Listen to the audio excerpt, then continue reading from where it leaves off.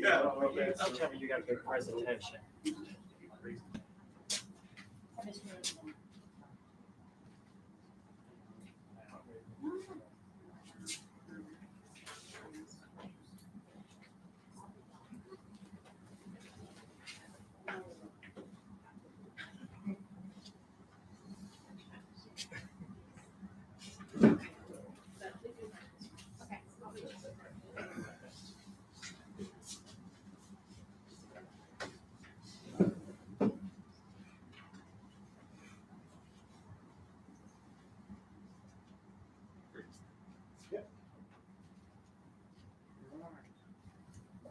I'd like to call the West School Board meeting to order, July 28, 2025. Mr. Secretary, please attend to review the balance of the bank reconciliation. I have, Mr. President, I'll make a motion for approval. Have motions or second? Second. Motion second. Any discussion? All those in favor? Mr. Secretary, you have a chance to review the claims and transfers. I have, and I would make a motion for their approval as well. Have motions or second?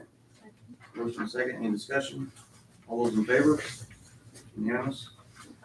We have the minutes from the June 23rd, 2025 meeting. Need a motion to approve those. So moved. Motion second. Any discussion? All those in favor? Unanimous. I bet we have an academic report. We do have an academic report today. The state assessment data is no longer embargoed, so that means that it can be shared publicly. In the course of the last month or so, both of our building admin have been digging into them and sharing them with me. Now they get the opportunity to share them with you and the public. So there's a lot to celebrate, and there's a lot to discuss ways to improve, but it is a year of celebration for sure. I think we'll start with high school and then go down. So she's already got her presentation pulled up. You thought I was gonna have you go second.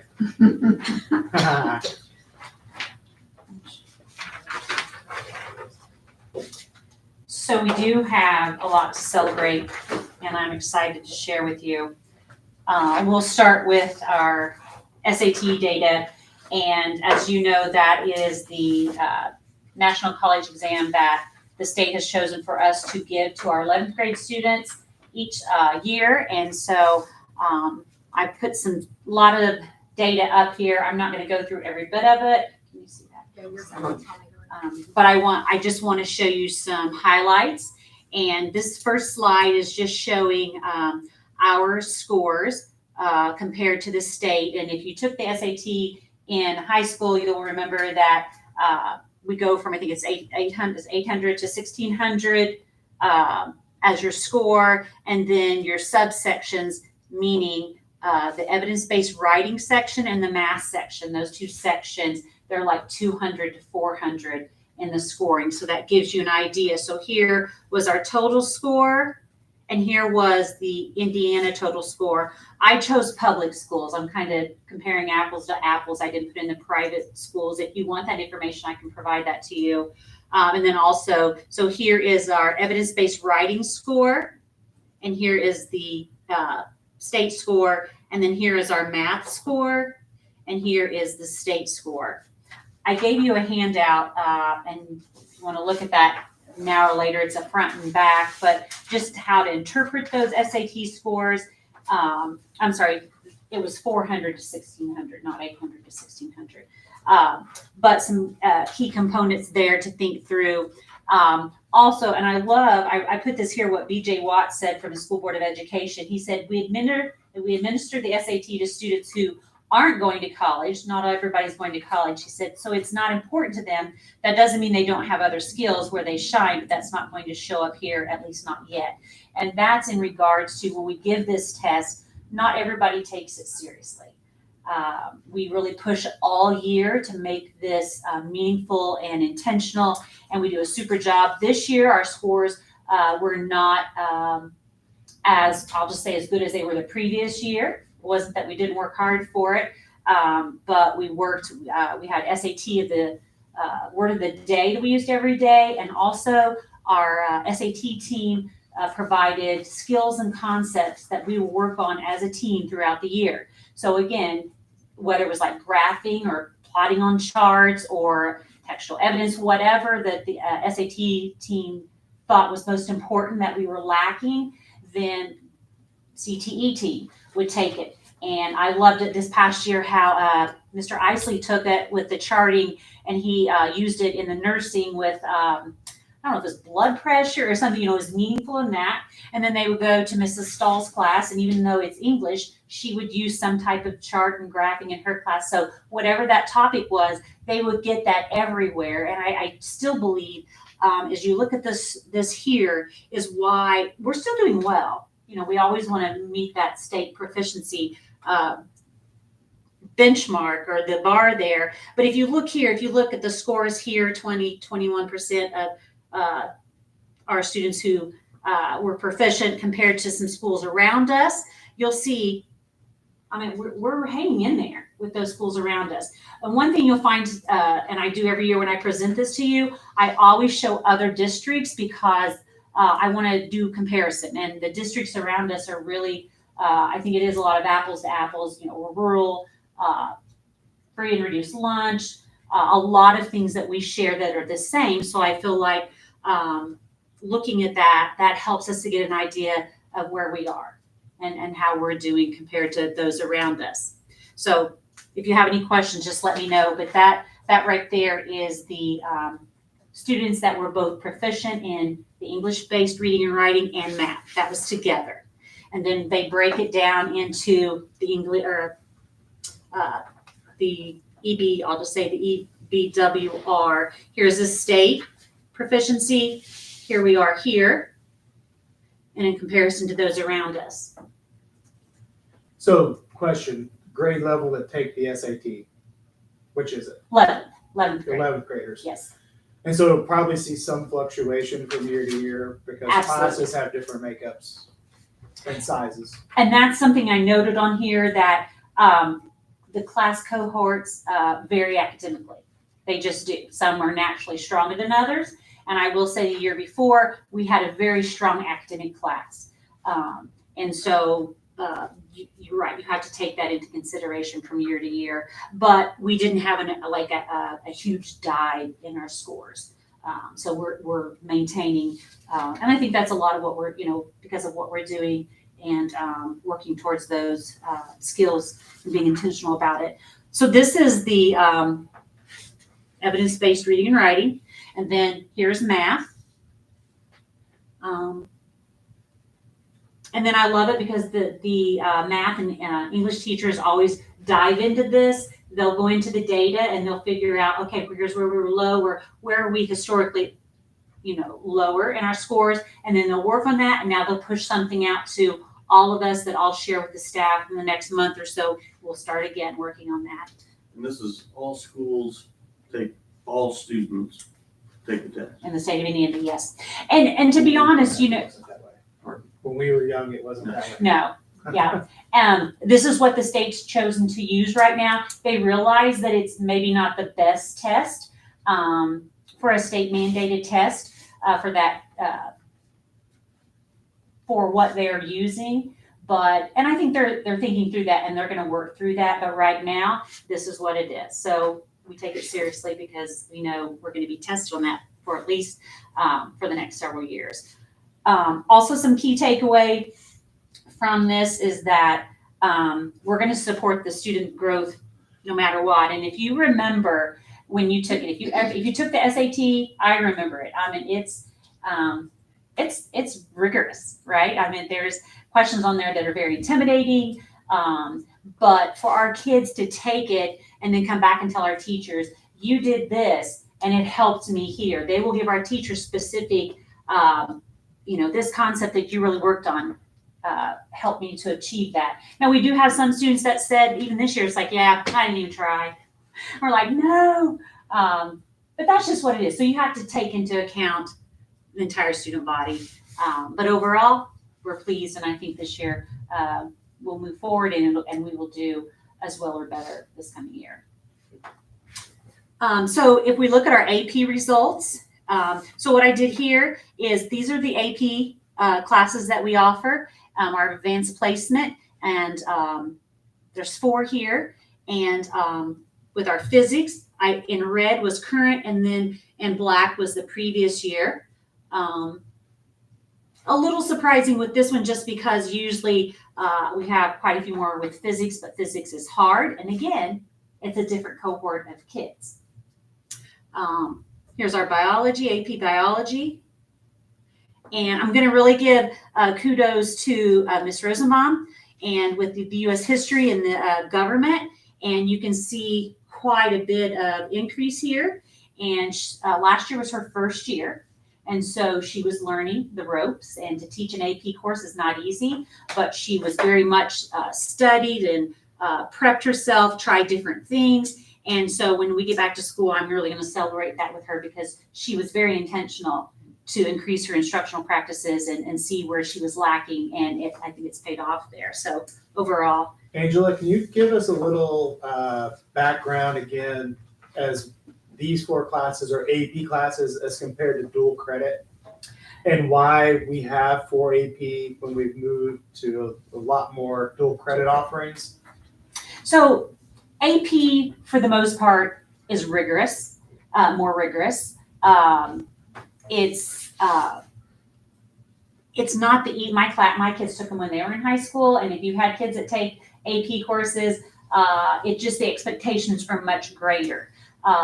There are still colleges in the state of Indiana, because these are for college credit, that look for an AP course.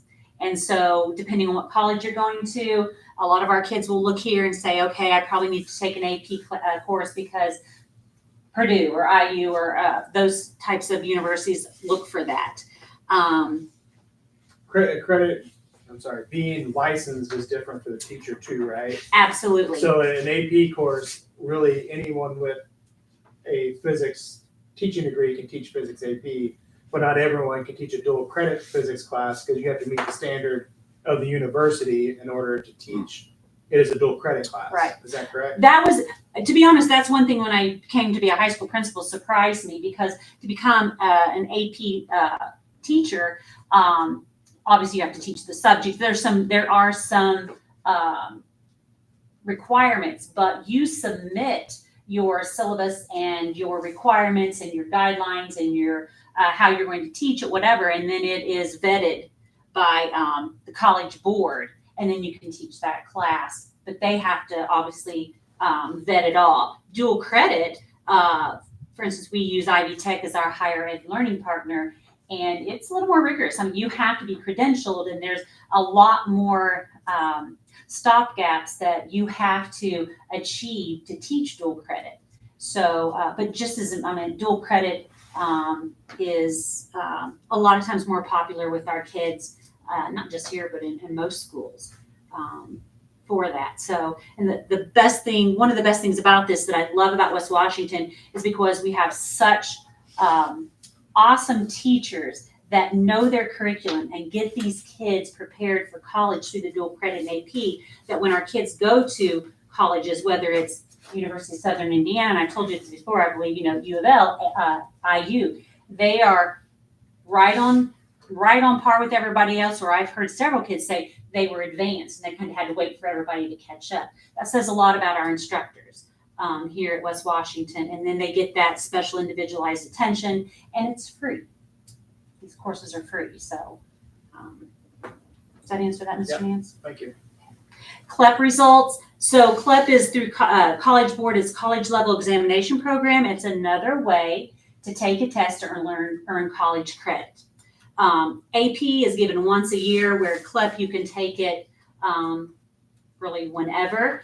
You can gain that college credit. CLEP isn't always received like AP is, or dual credit in that testing. So we take a busload to Ivy Tech in Bloomington, and that was I'll let you see the number of students passing, and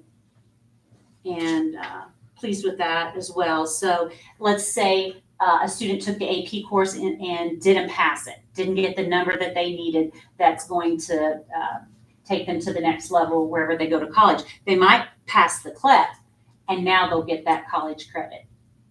that make sense? So those numbers are in addition to the AP pass rates? Yes, yeah, they're not combined, they're separate. This is our biology ECA assessment. So here is the state proficiency pass rate. Here is ours, West Washington. So you can see the comparison there.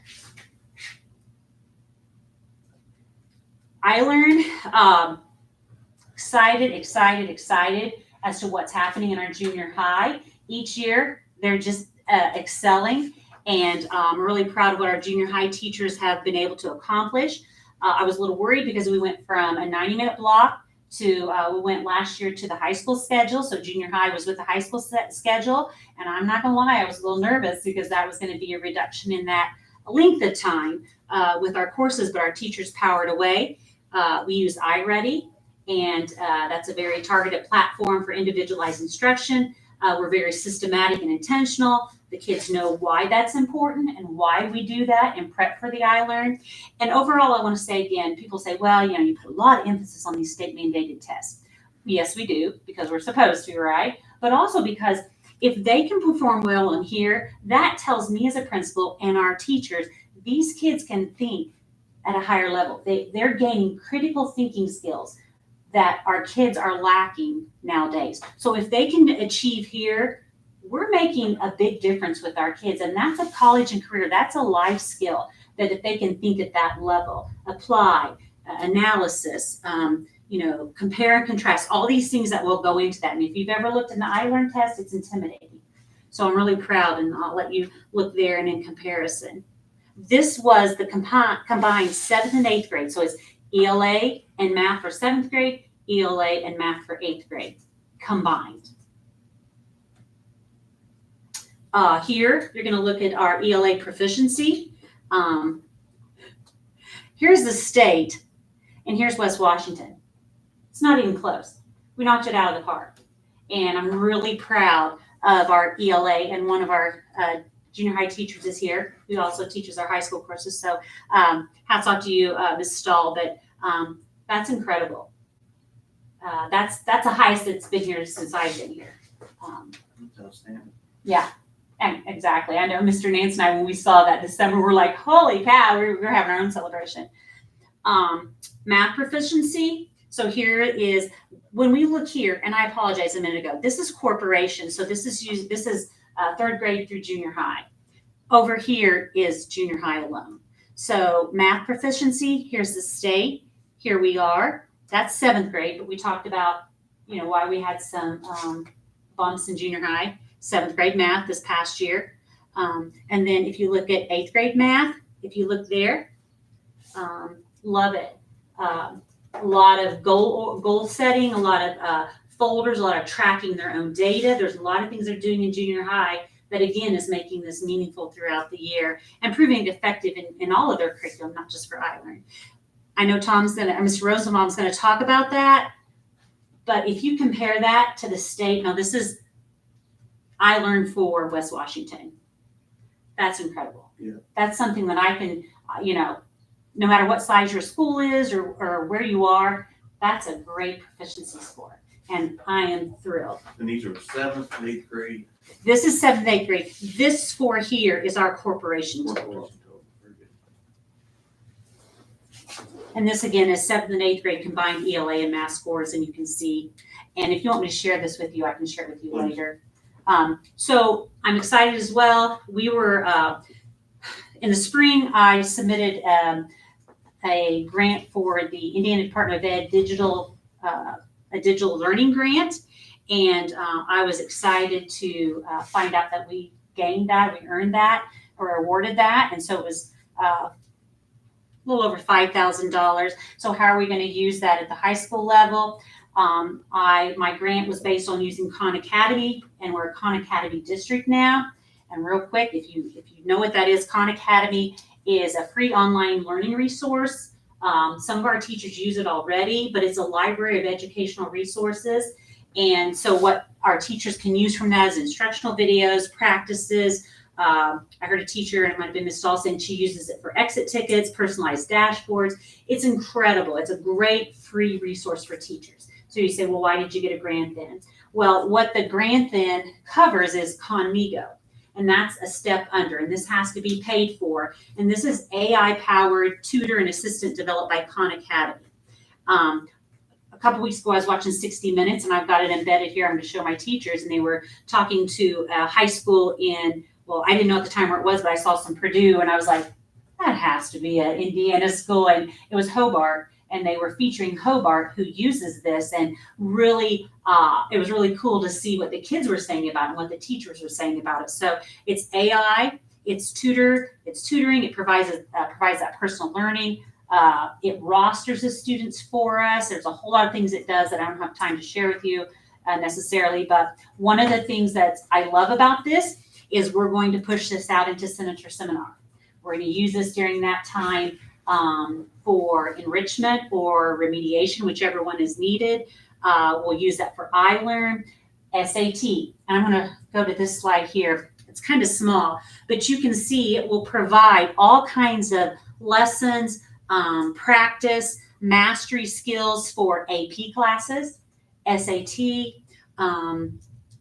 Algebra 1. So we can use this for just about anything, but I'm really excited. We're going to hyper focus on SAT and our AP classes, dual credit, this as a mastery piece. And some of the kids in the high school up north were talking about this tutor. You'll get on there and it will help you.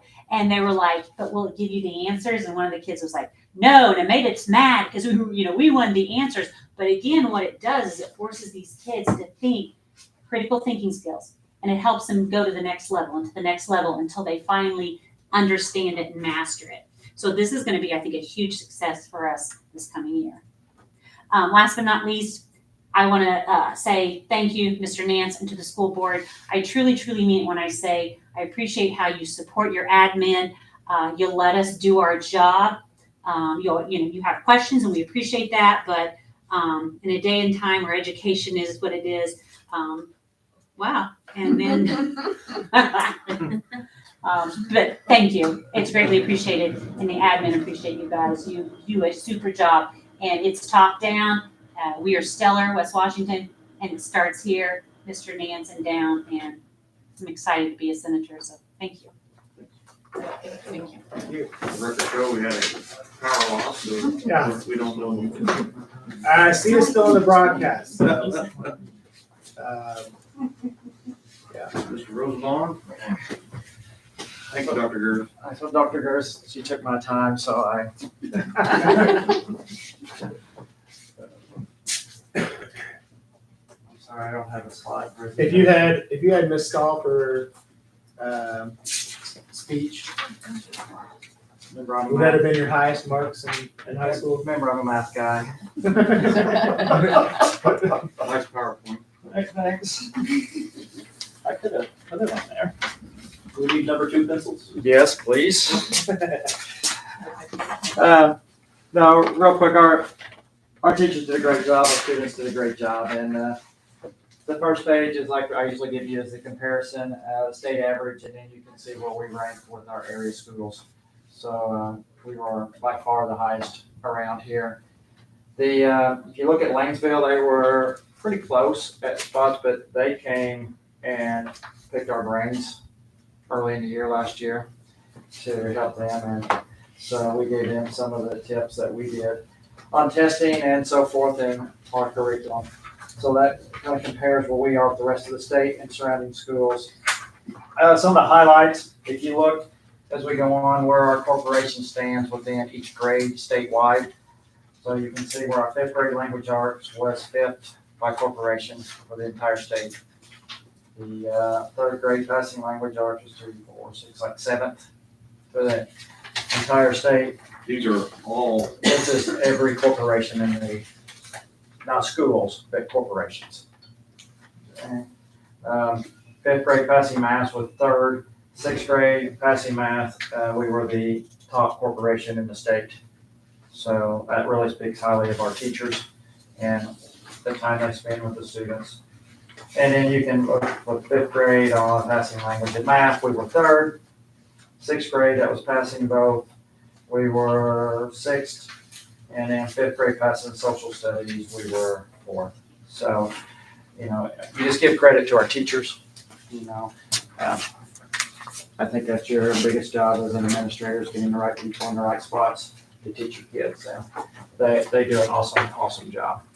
So, and it's, they do it continuously, which shows it's not a fluke what they're doing.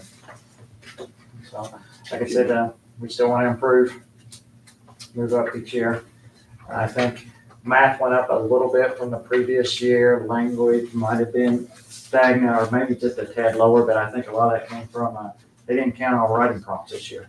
Our teachers worked so hard and our students worked so hard on the writing prompts, and they didn't count them this year because of a different type. I think it came from, The iRead results, we don't have them yet because the retesters, we don't have their data back yet. that's correct. They come out in August. I can tell you, we did not have one, I think, maybe, which put us at like 98% passing. I read. We'll have these results on the website, research and see. Yeah. Outstanding. Great. Thank you, Mr. Rosenbaum. We're just moving on that high note. Any patrons with us this evening? We have no patrons signed up to speak. Personnel report. You all should have got a personnel report with the amendment. I've reviewed the personnel report with the amendment and would move for its approval. We have a motion, is there a second? Second. Motion second, in discussion? All those in favor? Unanimous? Mr. Mance, do you have anything under other? We do not. Old business, We have no old business. but we have some new business. We do have some new business. First thing is to extend admin contracts to be an extension to the 26-27 school year. Need a motion to extend the admin contracts to the 26-27 school year. Make a motion to extend the admin contracts. Great motion, and a second. With any discussion? All those in favor? Unanimous. Next is approve the budget calendar. It's just a calendar that shows, step by step which month, what piece of the budget we'll be doing. It's not mandated that you approve a calendar, but we've done it, and it's always helpful for the public for it to be in the meetings and helpful to make sure we meet our benchmarks and timelines. So you guys have a copy of that and ask for its approval. Need a motion to approve the calendar. Have motions or second? Second. Motion second, any discussion? All those in favor? Unanimous. Got some fuel bids. Here we got fuel bids. Sometimes they're a little difficult to read through. I always consult with the individuals in charge of those departments too, based off of the vendors. Riley, who we've been with for years out of Orange County, they only do a variable rate quote. They don't do, and we've been good with a variable rate quote. It's not hurt us any, because a lot of times they'll sit there, their set rate is always higher than the variable rate. And very rarely over a course of the time has it gone much above the set rate, and usually drops back down. So over the course of 12 months, it's been better off to have the variable rate. Joe also wanted to comment that he's felt very good about the quality of the fuel we've gotten. When he changes fuel filters, they're always clean. You always have a little concern about switching vendors. And we have three proposals or three bids. Sometimes that's difficult for us out here to get a lot of bids, but we had three bids, and I would recommend continuing with Riley. Very good. Need a motion? Motions or second? Second. Motion second, any discussion? All those in favor? Unanimous. The milk and bread bids, we only have Prairie Farm that will bid us for milk. The rates are still good though. Just because there's no competition, they're not taking advantage of us. The bread the same way as Klosterman's. And so I ask that you approve the bids for milk and bread from Prairie Farms and Klosterman's. Need to approve milk and bread bids. Say that. So moved. Motions or second? Second. Motion second, any discussion? All those in favor? Unanimous. You guys were emailed staff and student handbooks. There were very small changes in them, but I got them to you probably about 12 days in advance of the meeting. And if you have questions, obviously the two building admins are here, but they sat down in a group and went through that and made changes they thought would be favorable, and changes like the state legislation change for attendance. We had to make some changes in the attendance policy, and so some of them were just required, but not anything major in there, but refined a few things. Need a motion to approve the handbook changes. Motion, is there a second? Motion second, any discussion? All those in favor? Unanimous.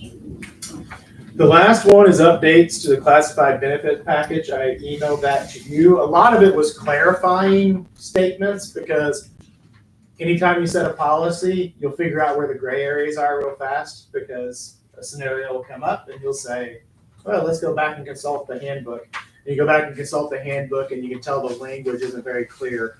So it's got strike throughs on it for things that are going to come out, and highlighted pieces for the changes. It's certainly not punitive in any way to any of our employees. It mostly just clarifies things within the handbook. All right. Need a motion to update the handbook, So moved. the classified benefits package. Is there a second? Second. Motion second, any discussion? All those in favor? Unanimous. How about lunch? Lunch. So all prices seem to be going up, and the groceries that they purchase for lunch are no different. There's an equation that goes into place through the State Department of Ed School Nutrition that they put a lot of information into, and then they make a recommendation for us as far as what we could potentially change our prices to. They recommended that we get increased by 14 cents. After meeting with Billy Joe, we've still continued to support our lunch the last several years off of the lunch we've been providing and the number of people taking part. So we didn't want to just jump up to 14, so we are recommending 10 cents for individual breakfast and lunch. Most of that, well, really all of that is going to support some of the increases in the products we buy. They've also been very good. The kitchen is functioning to the point now where when they need to replace equipment, they're purchasing their own equipment. So I can't say enough about how happy I am with our lunch program currently. But I am recommending increasing the charge for meals to 10 cents. Still the best deal in town. That's right, it's good enough. Need a motion to increase 10 cents. So moved. Phrase on dog that motion. Is there a second? Second. Motion second, any discussion? All those in favor? Unanimous. Whew, that's close. The next item is an ECA fund. We cleaned up ECA funds drastically, and by eliminating some, and we put in a new procedure to have them approved by the board every time they're added, so they don't just get so large again or get so many of them. And so somewhere in there, you'll see a request for an addition of an ECA account. I'm gonna dig through here, I'm not sure. Class of 27. Oh, class of 2027. Yeah, so the group next, so they can start preparing for their responsibilities for prom. All right, let's add an ECA fund for the class of 2027. Need a motion? Motion, is there a second? Second. Motion second, any discussion? All those in favor? Unanimous. Mr. Secretary, is there any field trip request? I have a few. Coach Brittany Bowers would like to take varsity softball team, 13 students and 2 sponsors on August 2nd to Holiday World in celebration of their successful season. And then the Shook has several college days. On October 24th, she'd like to take 7th grade, 61 students and 4 sponsors to IUS to talk about degree options and career initiatives for junior high students. She would like to take the 8th grade to IUS for the same thing on October 17th. 63 students making that trip. And then she would like to take the 7th grade 61 students again on Friday, August 29th to IU Bloomington to take a college visit there and look at career options and degree options for them. And then the 8th grade also to IU Bloomington on Friday, August the 22nd to take a visit there as well. And I would make a motion, we approve those field trips. Have motion, is there a second? Second. Motion second, any discussion? I would just add that those are very beneficial field trips, but also the state requires now that we start getting junior high students more in line to thinking about their futures, and it's required that we take them to college field trips. So you see more of those than you saw in the past. It's because we've been instructed by our state to start pushing that down lower and get them more exposure to secondary education, Very good. post-secondary education. Any further discussion? All those in favor? Yes. Mr. Nance, anything under other? I do have one thing under other, and it wasn't on the agenda because I wasn't sure we were going to get our quote in time.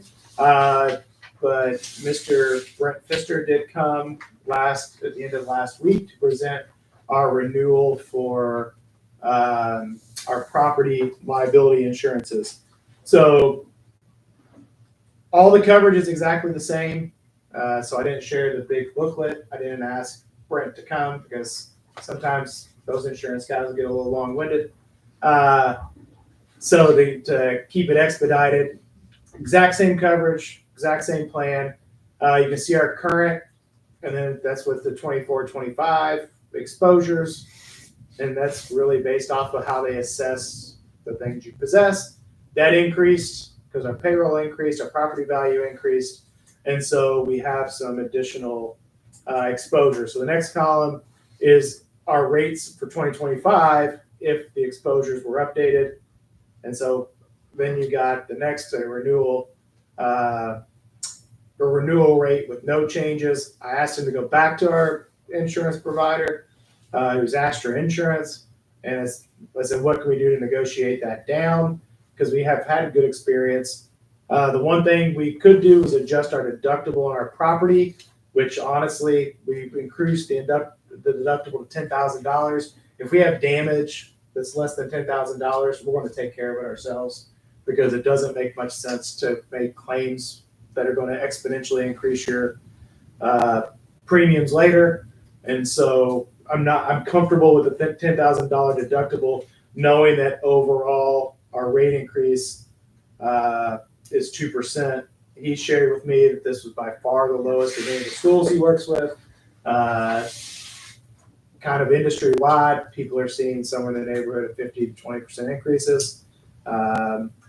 Ours total premium increase will be 4.38%, but that's including the new exposures and the addition of a rate increase. So rate alone is just 2.09%.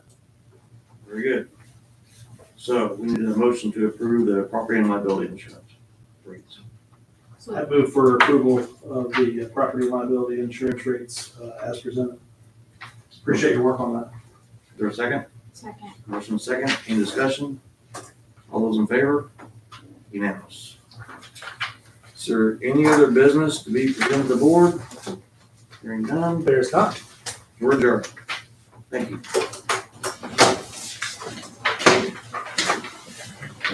Thank you guys for being here. With that document, can you share it with me? And then or you can share it with me and the board, and I'll share it with them. But I'm also interested in